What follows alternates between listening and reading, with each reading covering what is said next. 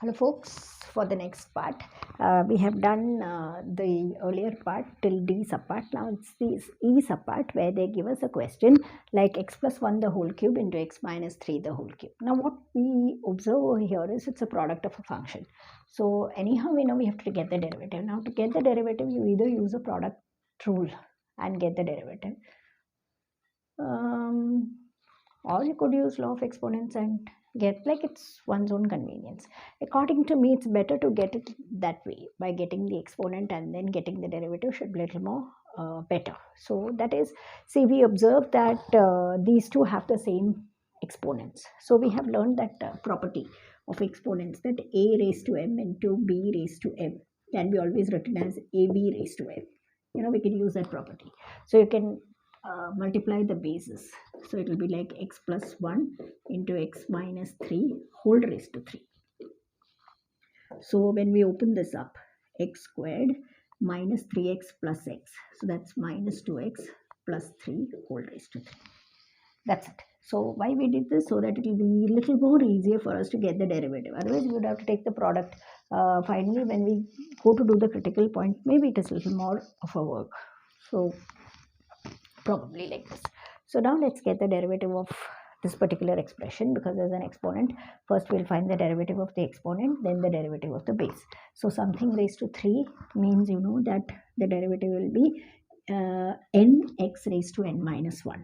So 3x squared minus 2x plus 3 raised to 2, n x raised to n minus 1, into the derivative of this base. So base is x squared minus 2x plus 3, derivative of each term.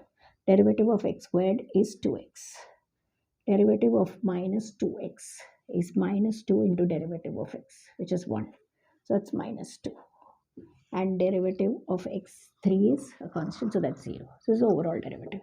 If you can take a 2 out from here, 6 times x squared minus 2x plus 3 raised to 2 into x minus 1. Yeah, finally it is for us to find the critical point. So let f dash x be 0. That is 6 times x squared minus 2x plus 3 raised to 2 into x minus 1 is 0. 6 can go on the other side.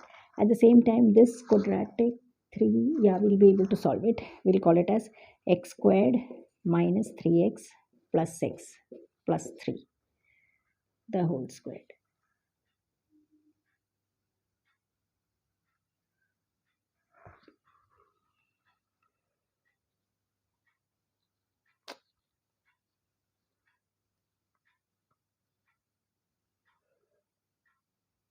Okay. Another error here, it is minus 3. So that will work fine.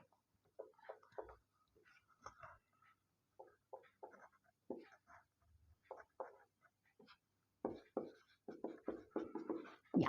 So when we split this will come to x minus 3 whole squared and x minus, or maybe I will not write it so directly because sometimes we get confused. So when we split this, x times x minus 3 plus 1 time x minus 3 raised to 2 into x minus 1 is 0. Amongst these two, x minus 3 into x plus 1 whole squared into x minus 1 is 0. So when each term has to, because these are all products, so each term is 0. When we use that logic, so we'll get therefore x minus 3 is 0, x plus 1 is 0, and x minus 1 is 0. So x can be 3, it can be minus 1, it can be 1. Right? So on the basis of that, we can have our intervals like this: minus 1, 1, and 3. So that's it. So then in that case, when we talk of the interval,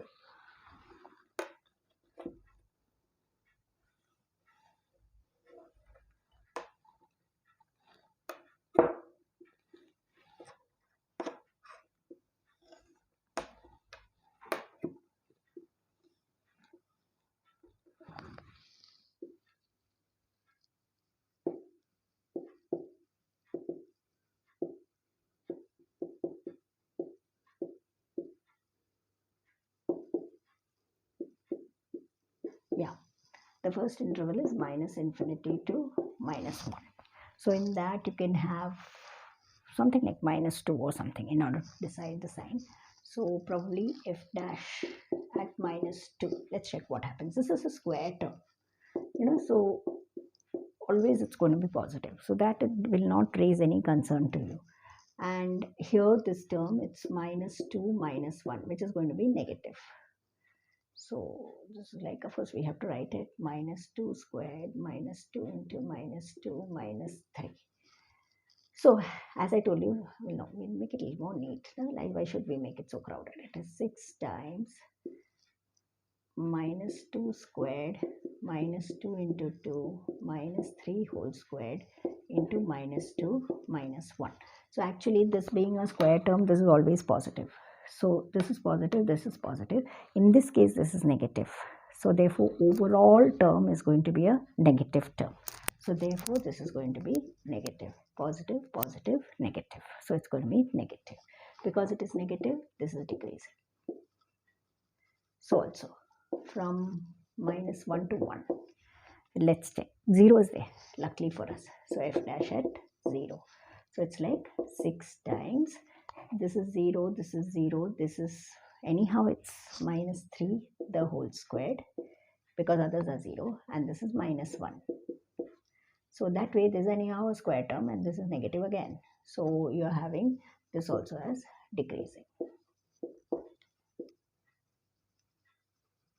Yeah, so from minus infinity to minus 1 and minus 1 to 1, it's all that is decreasing.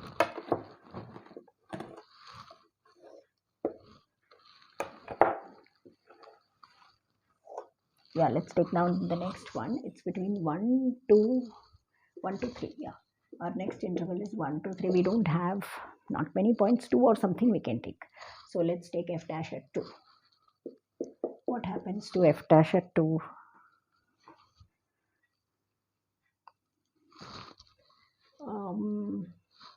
As we did before, 6 times 2 squared minus 2 into 2 minus 3. The whole square anyhow is going to be positive, and this is 2 minus 1. This term is what is going to decide, what's the sign. So this is a positive term, so this is positive, hence it will be increasing. You can actually sit and find the value, so you will be more convinced. But actually, the demand of the question is only to know whether it is positive or negative. So actually, it's not judicious to waste time on it.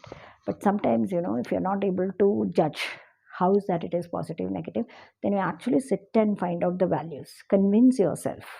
During practice days, you can do that. During practice days, you convince yourself by actually sitting and doing. But in the exam, you should not spend time on that. That judgment, by the time we reach the board exam, we should have that judgment by which you are able to decide as to what is the sign. So that's about it. Then we have the next interval, 3 infinity. In 3 infinity, if I 10 something, you can take. Let's take, say, 10. 10, if you feel too high, you can take lesser values, of course. So it's like 6 times 10 squared minus 2 into 10 minus 3. We write it only dummy because we know that this term is square. Next term is 10 minus 1 positive. Now, because this is anyhow positive. I told you this is the term which is going to decide whether it is positive or negative. So this is positive, and that way it is going to be increasing. So where there is a repeated root, this alternating business doesn't happen. Here there are repeated roots, raised to 2. So where these repeated roots are there now, because it's raised to 2. So there is a repeated root. 3 is repeated 2 times.